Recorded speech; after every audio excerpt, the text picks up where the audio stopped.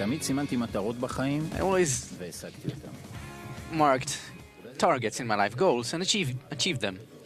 I grew with these two names, Hanoh and Dov, my two grandfathers, which I never met, but I know them from the stories.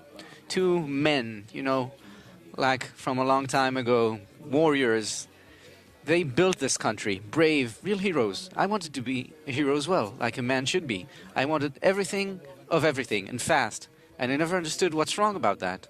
I remember once having a talk with my mom, and she said, life is a collection of concessions, and you must learn to concede.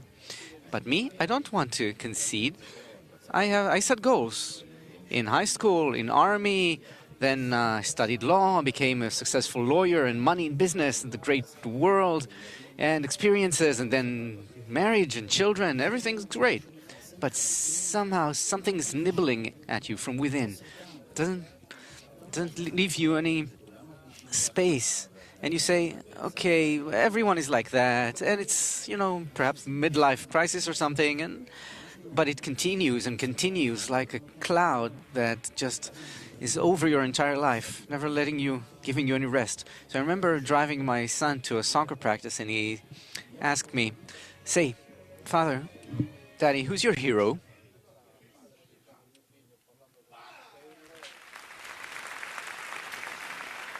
I asked him, why do you ask? And he said, Dad, in school we learned of heroes. So I say, Trumpeldor. So he says, who? So I understood that perhaps not Trumpeldor exactly, but there is a role model, some hero, and they got a task to select a role model for themselves.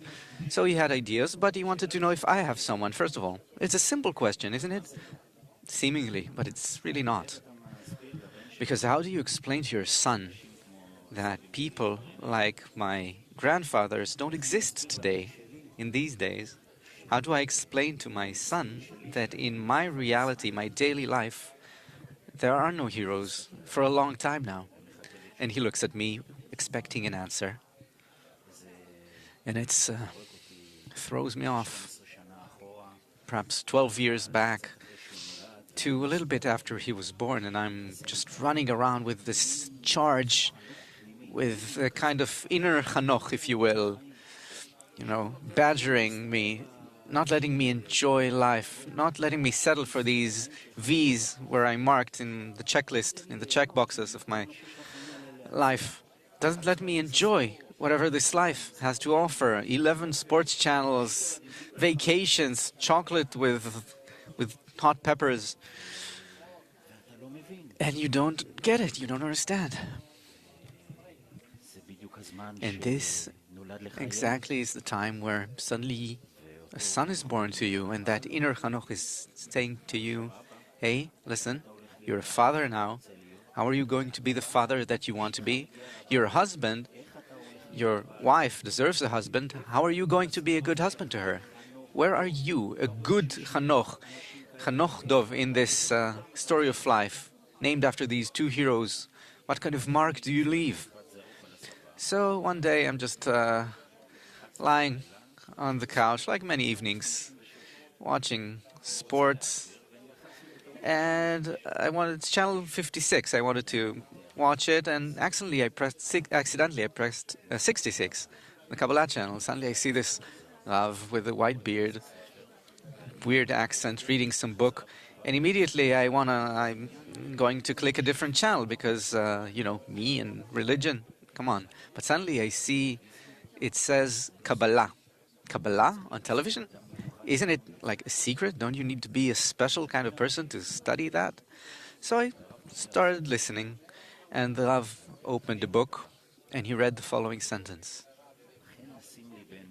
Let's put our hearts and minds to answer only one question, a very famous one.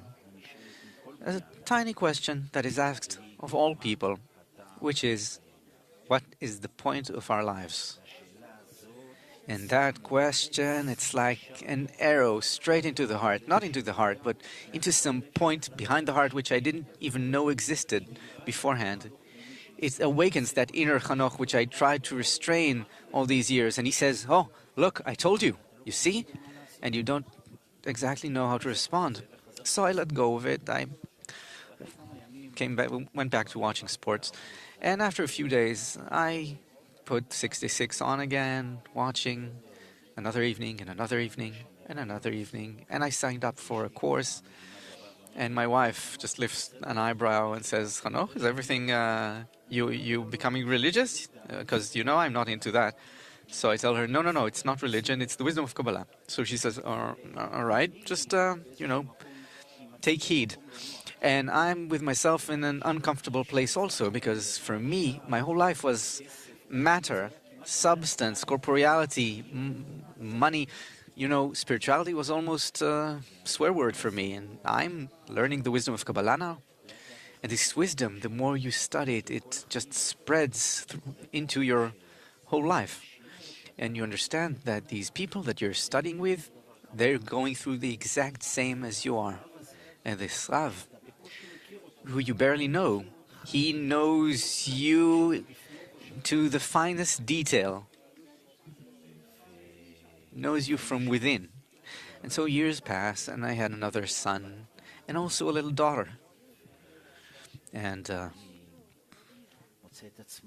I find myself a more tolerant father, a better husband. It's not me saying, my wife said. And this whole grayness that controlled my life before, it evaporated, it became white, even a little radiant. You wake up in the morning and you understand what you're doing here. You understand what you can do better, how to guarantee the good destiny of your family, how to leave a mark on this life. And it doesn't remain in the family, it starts seeping outwards, and suddenly you're involved in the community and so on. I'm a council member. It's and